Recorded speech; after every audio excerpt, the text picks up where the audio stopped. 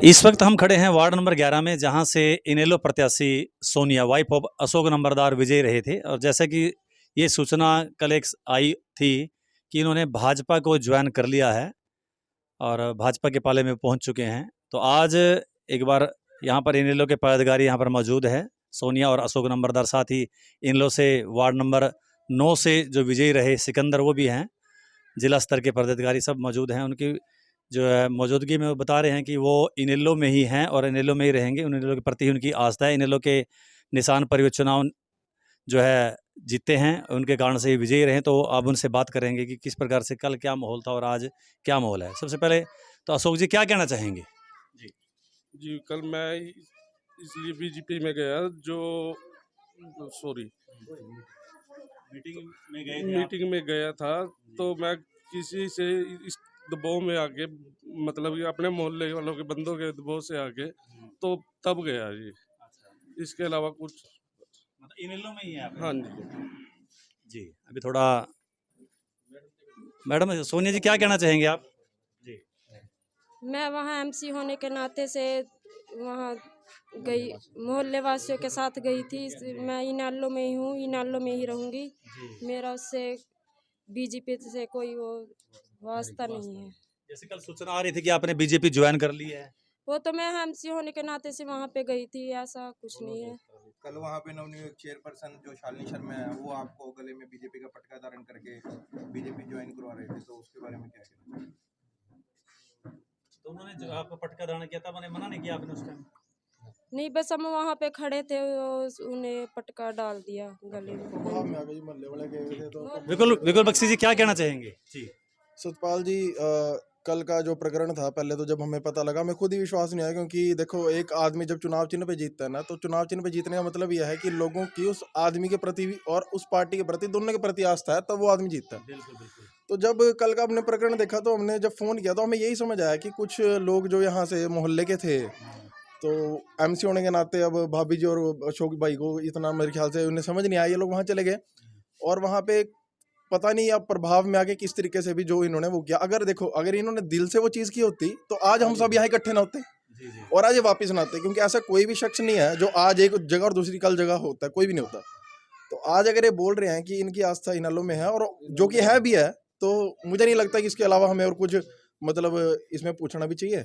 और जैसा है अभी ये आपके सामने है कि ये इनेलो में आ चुके हैं, पहले भी थे। और जैसे लोगों को लग रहा था कि बीजेपी में चले गए हैं, तो बीजेपी में नहीं है, इनेलो में ही है। और हमारे चाहे 2 एमसी हैं, चाहे 3 हैं, चाहे 5 हैं, हमारे जितने भी एमसी हैं वो हमारे दिल से जुड़े एमसी हैं, वो इनेलो के साथ जुड़े एमसी हैं। तो हम सब साथ ही रहेंगे, हमारी एक अच्छा ग्रुप है। जी सुरेश जी क्या कहेंगे? सबसे पहले मैं आपके चैनल के माध्यम से सभी का धन्यवाद करता हूं और इंडियन नेशनल लोकदल पार्टी का धन्यवाद करता हूं, सिकंदर जी। और मैं मैडम, जैसे कि ये भ्रम फैलाया गया था, अखबार में डाल दी गई थी भी इन्होंने इनेलो छोड़कर भाजपा ज्वाइन, ऐसा कुछ नहीं है। ये आपके सामने है, पब्लिक के सामने है। यहाँ पर सारा मोहल्ला, सारा वार्ड इकट्ठा हुआ, सारा सड़ौरा इकट्ठा हुआ है। ये सबके सामने कह रहे हैं मैं इनेलो में ही, इनेलो में रहूँगी। मेरे ऊपर किसी का दबाव था। मैं एमसी होने के नाते वार्ड के, मैं इसने सोचा है पहली बार एमसी बनी है, भी हो सकता है भी सारे एमसी बुलाए गए हों, शपथ समारोह हो, भी ये उस बहाने से गई थी भी शायद शपथ समारोह हो, कोई ऐसी सूचना हो सरकार की तरफ से। तो अब इन्होंने कल हमारे पर फ़ोन किया, जब अभी अखबार में आई, मैंने इनसे फ़ोन किया, अशोक जी से फ़ोन किया, इनके हस्बैंड से।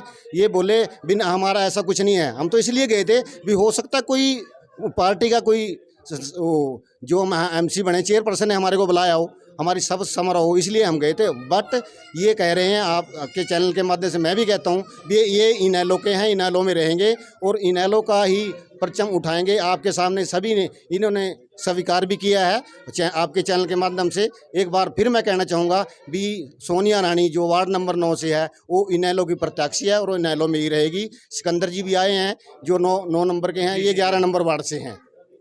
जी बहुत धन्यवाद। क्या कुछ कहना चाहेंगे इस प्रकरण पर आप?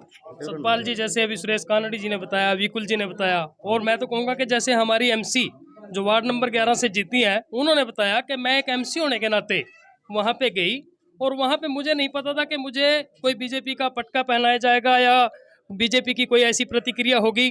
तो ये एक एमसी के नाते वहाँ गए थे, जबकि इनके मन में ऐसे कोई विचार नहीं थे। ये इंडियन नेशनल लोकदल की सक्रिय साथी हैं, इंडियन नेशनल लोकदल की निष्ठावान साथी हैं और ये पार्टी के साथ हैं, पार्टी के साथ रहेंगी और मैं एक बात और बताना चाहता हूँ, बीजेपी ने इससे पहले भी जब इलेक्शन चल रहा था तो उस समय वोटर के ऊपर भी दबाव बनाने का काम किया, और जो हमारे प्रत्याशी खड़े थे उन पे भी बार बार दबाव बनाने का काम किया, लेकिन हमारे साथ के साथ प्रत्याशी निडर होके बीजेपी का सामना करते रहे और हमारे 2 प्रत्याशी उसमें जीत के आए, और एक हमारा आज़ाद प्रत्याशी जिसको हमारा समर्थन था वो भी जीत के आया। इस तरह से आज इंडियन नेशनल लोकदल सढौरा में अच्छी मजबूत पोजीशन में खड़ी है और पूरे हरियाणा में मजबूत पोजीशन में खड़ी है। तो मैं तो यही कहूँगा कि इंडियन नेशनल लोकदल पार्टी एक है, उसका संगठन पूरा मजबूत है, और हम आने वाले समय में बीजेपी को दिखाएंगे कि बीजेपी शायद तीसरे नंबर पे होगी और पहले नंबर की पार्टी इंडियन नेशनल लोकदल होगी। सोनिया जी इनेलो में रहेंगी, इनेलो। जी, पूनम रानी जो कि चेयरपर्सन की प्रत्याशी रही है इंडियन नेशनल लोकदल की, उनके पति अमित राणा जी कुछ कहना चाहेंगे? नमस्कार जी, सतपाल जी। इन्हें जो अपने इनेलो पार्टी से एमसी का चुनाव लड़े थे और हमने प्रधानगी का चुनाव लड़ा था, हम सब ने मिलकर पार्टी का दिल जानते सेवा की और आगे करते रहेंगे। और ये भाई साहब अपने एमसी साहब कल वहाँ गए, इन पे कुछ लोगों ने दबाव पाके ज़बरदस्ती इनको पार्टी में ज्वाइन करने की कोशिश की, पर ने सदा वास्ते जब तक पार्टी है तो हम दिन रात पार्टी के साथ हैं और आगे सदा रहेंगे। ठीक है, धन्यवाद जी।